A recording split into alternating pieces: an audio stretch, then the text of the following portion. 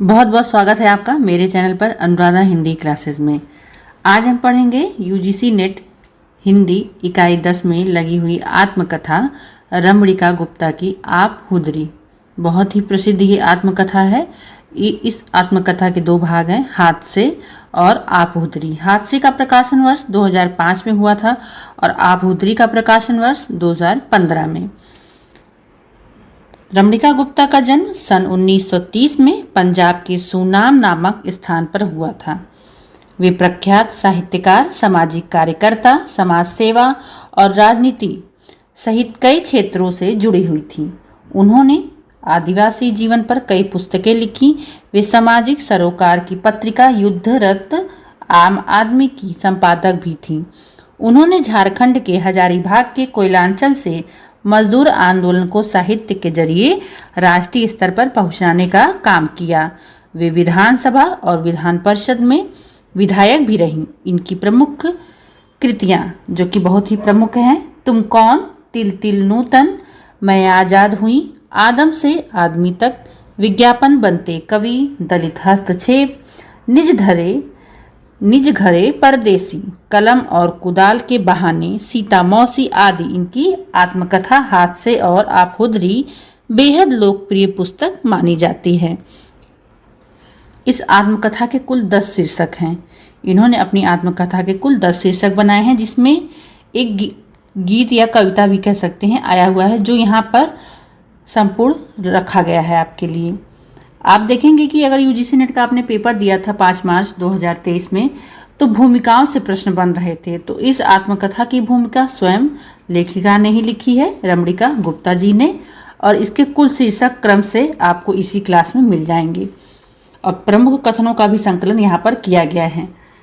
अगर आप चैनल पर नए हैं तो चैनल को जरूर सब्सक्राइब करें और चैनल के टेलीग्राम समूह से जरूर जुड़ें।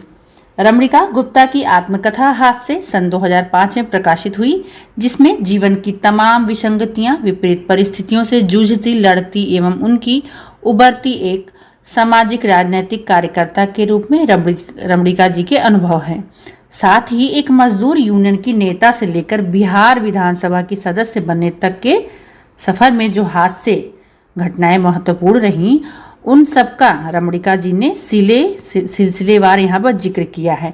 वही जो सिलसिलेवार है, इन्होंने शीर्षक का रूप दे दिया है। एक शीर्षक के लगभग 4-5 पेज के अध्याय हैं और यहाँ पे आप देखेंगे कि उन सभी शीर्षकों को लिया गया है। इसके पात्र बहुत ही महत्वपूर्ण हैं, पात्रों को देकर प्रश्न बन सकते हैं। तो चलिए, आप हुदरी आत्मकथा सन 2015 में प्रकाशित हुई। यहाँ इसका प्रकाशन वर्ष दिया गया है, जिसमें लेखिका के व्यक्तित्व, जीवन के अनुभव, प्रसंगों, घटनाओं का बड़ा ही मनोविश्लेषणात्मक वर्णन है।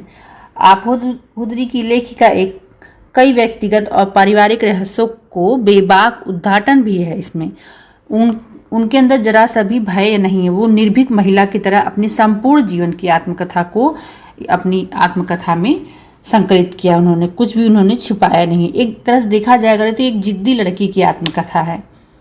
तो दूसरी स्त्री लेखिका के लिए ऐसा करना संभव न हो पाता। जिस प्रकार से इन्होंने अपनी आत्मकथा को लिखा है, इस प्रकार से अभी तक इस हिंदी साहित्य में कोई महिला ने इस प्रकार से आत्मकथा अपनी नहीं लिखी है। तो इस प्रकार से ये आत्मकथा बहुत ही महत्वपूर्ण है और इससे प्रश्न बनते हैं। आप हुदरी लेखिका के व्यक्तित्व गठन की प्रक्रिया है, किस प्रकार से उन्होंने अपने व्यक्तित्व का गठन किया। इसके प्रमुख पात्रों को देख लेते हैं। प्रमुख व गौण सभी पात्रों को यहाँ पर लिया गया है। लेखिका स्वयं, जिसको रमना भी कहा जाता है, इसमें उनका नाम रहता है, और रमणिका गुप्ता आप आत्मकथा की रचयिता तो जान ही रहे हैं। पिता इनके प्यारेलाल बेदी हैं, बीबी जी माँ लीलावती बेदी, बड़े भाई सत्यव्रत बेदी, मझले जो भाई हैं इनके चांदव्रत बेदी,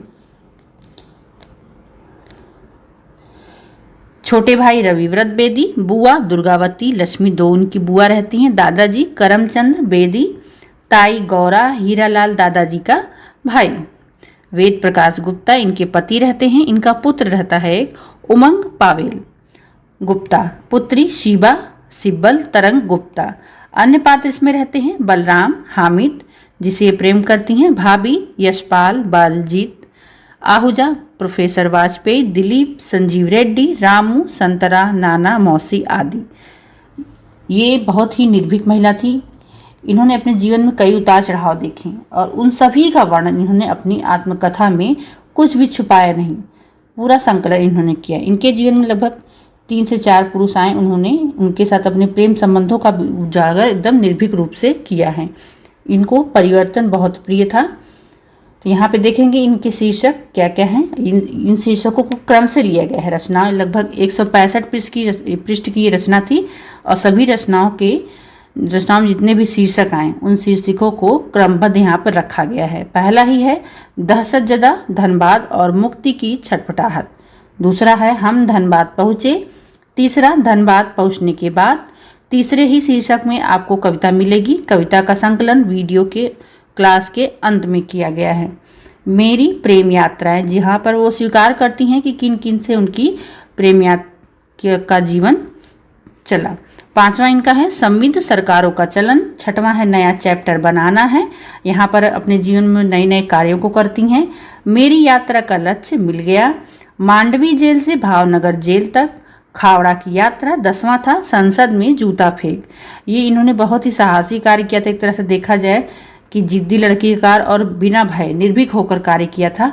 2 लड़कियां इनके साथ सदन में जाती हैं जहां पर ये जूता फेंकती हैं और उन लड़कियों के साथ ही वह वहां पर मौजूद रहती हैं, लेकिन विधायकों द्वारा इन्हें बचा लिया जाता है। आफुदरी आत्मकथा की समीक्षा, जो कि बहुत ही महत्वपूर्ण है। आत्मकथा जिंदगी का आलोचनात्मक दस्तावेज होती है। प्रसिद्ध सामाजिक राजनीतिक कार्यकर्ता व लेखिका रमणिका गुप्ता ने अपनी आत्मकथा का शीर्षक आफुदरी दिया है। आपरी अर्थात अपने मन की करने वाली, सारी सीमाओं को तोड़ने वाली, किसी की भी न मानने वाली भूमिका मानने वाली लड़की। मतलब इसका अर्थ यही हुआ कि आफुदरी का अर्थ क्या हुआ, तो यहाँ पे संपूर्ण अर्थ बता दिया गया है कि किसी की न सुनने वाली, अपने मन की करने वाली। भूमिका में कई बातें लिखती हैं कि मैंने बुरी होने का दंश झेला है। यहाँ पे विशेष ध्यान देना है कि भूमिका इन्होंने स्वयं लिखी है। आत्मकथा की अगर भूमिका पूछता है तो इसकी भूमिका की लेखिका रमणिका गुप्ता जी हैं। हालांकि मैं मानती हूँ कि मैं बुरी नहीं हूँ, मुझे बदलाव प्रिय है। नदी को न पत्थर बांध सकते हैं न बांध। नदी तब तक नहीं रुकती जब तक उसका पानी का स्रोत खत्म नहीं हो जाता, और मैंने अपने भीतर की स्त्री के स्रोत को कभी खत्म होने नहीं दिया। उनकी कहानी रमणा से शुरू होती है और वह रमणा जो आज रमणिका गुप्ता है, रमणा से रमणिका गुप्ता बनने की पूरी प्रक्रिया आफुदरी किसी सामान्य लड़की की तरह रमणा की कहानी शुरू होती है। यह एक ऐसी लड़की की कहानी है जो बंधनों को तोड़कर अपना जीवन जीती है, समाज के भी और देह के भी। इन्होंने कोई भी बंधन नहीं स्वीकार किया। पारिवारिक अपेक्षाएं, वर्जनाएं उसे और संघर्षशील बनाती हैं। इसका मुख्य कारण था कि बचपन में ही इनका बाल यौन शोषण होता है। इस वजह से ये आगे चलकर बहुत ही निर्भीक हो जाती हैं। इन्होंने निश्चय कर लिया कि मैं कोई भी उपेक्षाएं स्वीकार नहीं करूंगी। तो बचपन के डर और भय को इन्होंने अपने मन से संपूर्ण निकालकर अपने जीवन को एक अलग ही मोड़ दिया। बचपन में नौकर और मास्टर के द्वारा किया गया शारीरिक शोषण उसके देह का डर कहीं उड़ा ले जाता है, और जिस रास्ते पर वह चलती हैं वह केवल वही कर सकती हैं और कोई नहीं। आफुदरी पाठक में संवेदना अवश्य जगाती है, लेकिन उसके बाद लगातार हैरान करती चली जाती है। मैंने इस आत्मकथा को, संपूर्ण आत्मकथा को पढ़ा और एक ऐसी छाप मन पर छपी समझिए कि जिसका वर्णन मैं यहाँ पर पूरा एकदम लिखित माध्यम से आपके समक्ष कर रही हूँ, और बहुत ही बेहतरीन ये कथा है, इनकी आत्मकथा। अगर आपको इसका PDF चाहिए तो आप टेलीग्राम ग्रुप में जाकर वहाँ से इसका PDF डाउनलोड करके पढ़ सकते हैं। लेखिका ने इस आत्मकथा में अपने बचपन की तमाम छोटी बड़ी घटनाओं को वर्णित किया है। सामंती परिवारों के अंदर रिश्तों की सच्चाइयों में वह स्वयं को केंद्र में रखकर सामंती परिवारों के अंदर रिश्तों की सच्चाई में वह स्वयं को केंद्र में रखकर देखती हैं बचपन का रोमानी प्रेम और उस रोमानियत के परे कतरते पौरपीव विभत्स चेहरे, नौकर मास्टर, इन सब के बीच डूबती उतरती बुद्ध और बदशक्ल और बुरी और जिद्दी लड़की बाहर से कठोर लेकिन भीतर से बहुत महत्वाकांक्षी बन रही थी। जो नृत्य सीखती हैं वह फिल्मों में नायिका की ही भूमिका लेना चाहती हैं, दूसरों की मदद करने के लिए तत्पर रहती हैं। वह मानती हैं कि उन्होंने जो कुछ पाया अपने सामंती परिवेश से पाया है। इस सामंती परिवेश में अनेक टूटते बिगड़ते रिश्ते हैं। आफुदरी में वह अनेक पारिवारिक रिश्तों की छानबीन करती हैं। माता पिता, नाना नानी, चाचा ताया, बुआ भाई भाभी आदि, यहाँ तक कि नाना मौसी के रिश्तों की बीच की सच्चाई यहाँ पर उन्होंने उजागर किया था कि उनके नाना और मौसी के बीच भी रिश्तों की क्या सच्चाई थी जो कि बहुत गलत थी। वह कहती हैं कि मैंने उचित अनुचित की चिंता नहीं की, मैंने तो कसौटियां ही बदल दी थीं। बचपन के अवांछित अनुभवों के बावजूद युवा रमणा प्रेम करती हैं। वह कभी अपनी बुआ के लड़के जितेंद्र में तो कभी हामिद की सपनीली आंखों में प्रेम तलाशती हैं।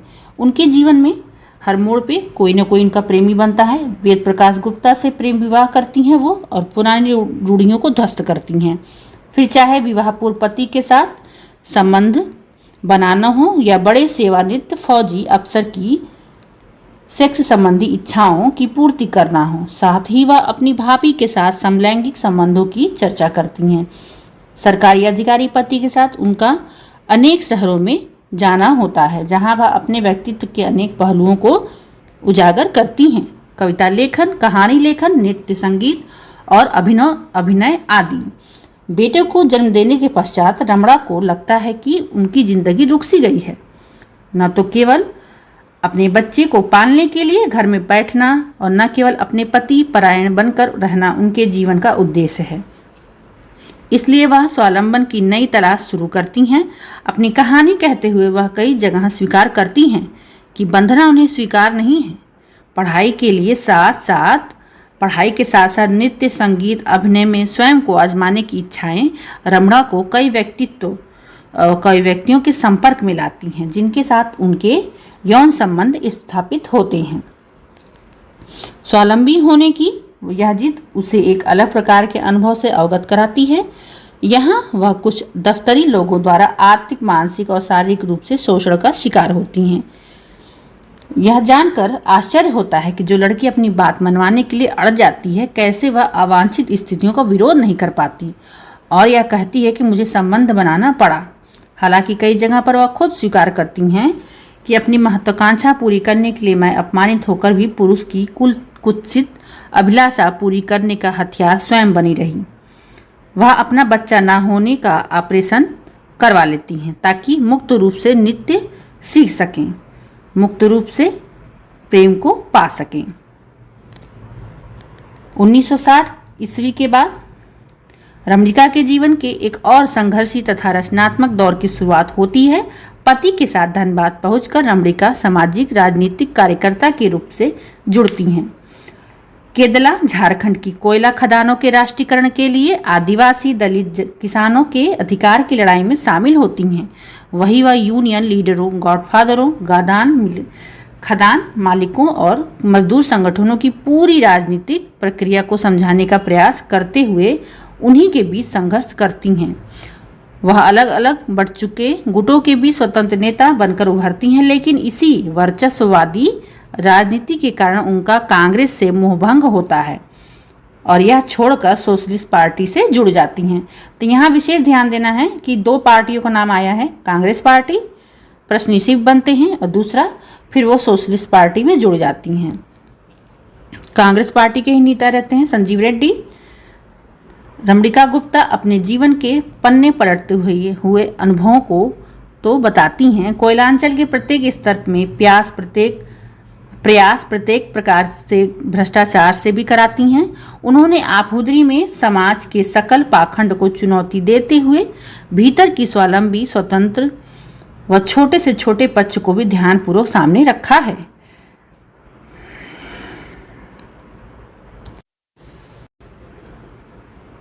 आफुदरी में स्त्री पुरुष का संबंध,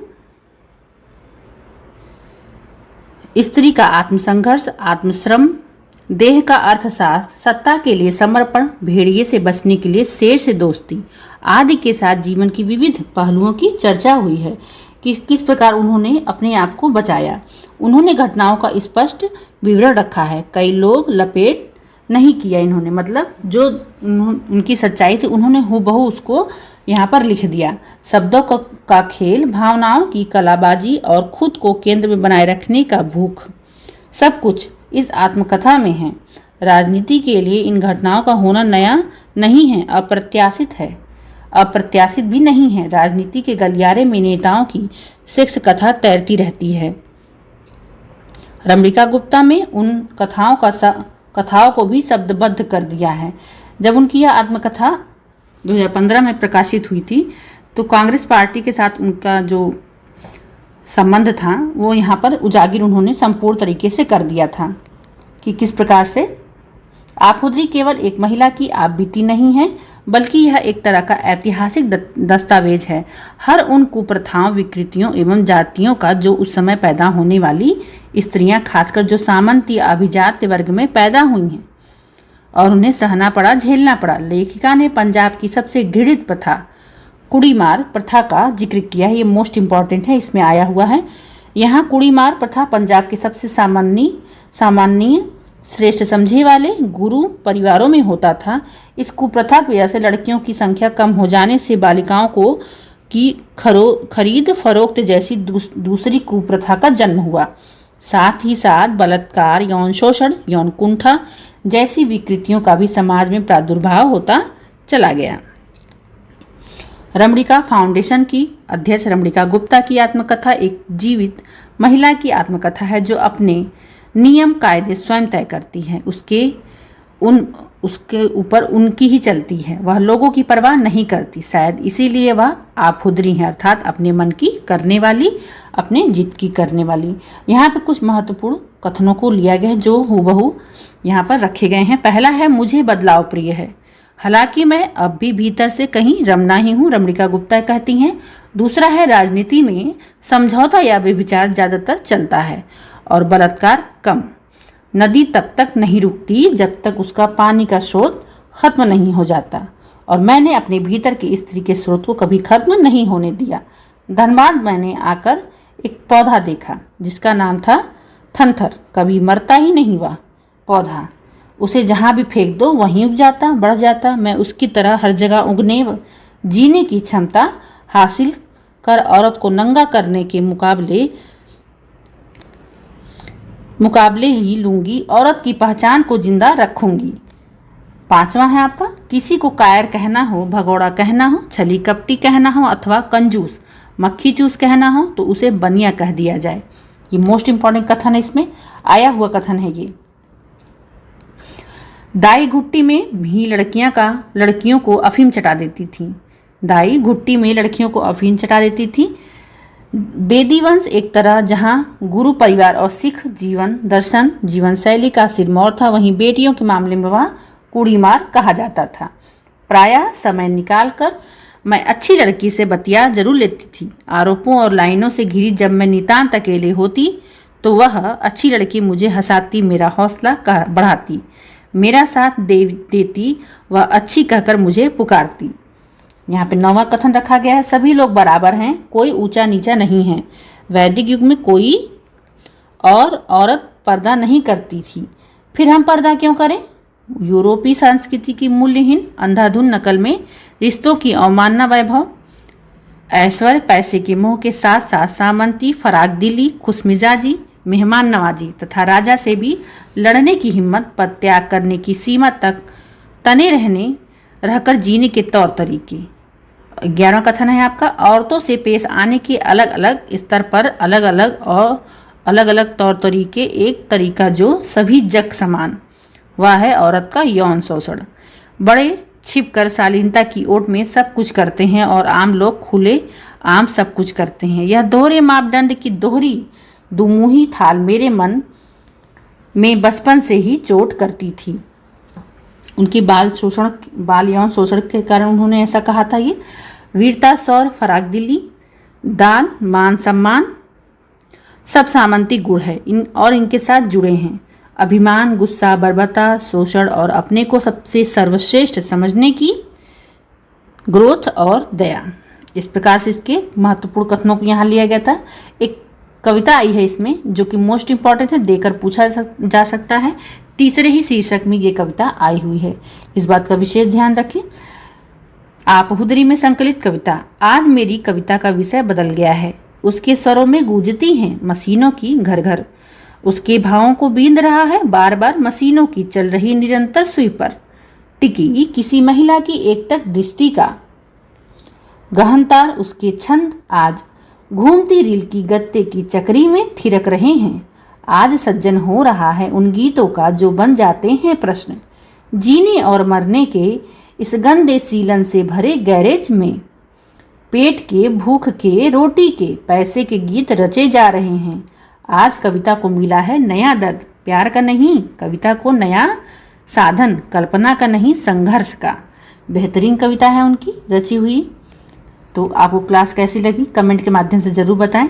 अगर आप चैनल पे हैं तो चैनल को ज़रूर सब्सक्राइब करें, चैनल पे नए हैं तो चैनल को सब्सक्राइब करें, लाइक करें और एक कमेंट ज़रूर करें। धन्यवाद। मिलते हैं नेक्स्ट क्लास में नेक्स्ट रचना के साथ।